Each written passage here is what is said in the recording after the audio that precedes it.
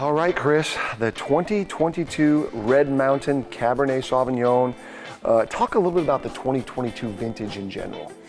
Yeah, here we have kind of a later ripening vintage, one that we picked well into October, specifically Red Mountain Cabernet. We're often usually picking at the end of September into early October.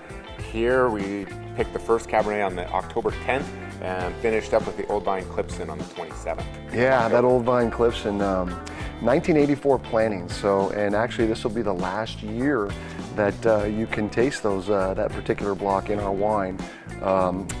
They've moved on. It took them out and planted some younger vines, but certainly Red Clipson Vineyard, Red Mountain Vineyard, Kiona Vineyard.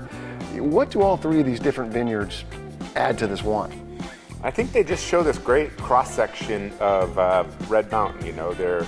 They're on different parts of the hill, different elevations.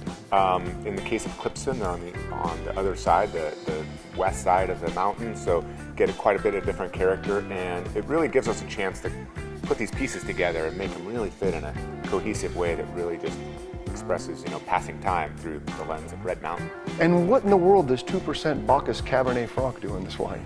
I don't know if I can explain it, except that when you put it side by side, it makes it better. What it kind of does is elevates the nose a little bit, kind of instead of being so kind of just brooding and dark, it kind of gives it some complexity. Yeah. That I think just shows really well, and it kind of brings it together in the end. Gotcha. 95 to 97 points from Jeb Dunnick with the barrel sample score on this wine, right up there with our highest Red Mountain Cab barrel scores in the past.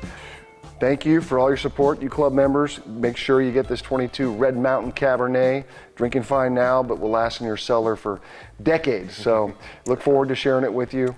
Cheers. Cheers.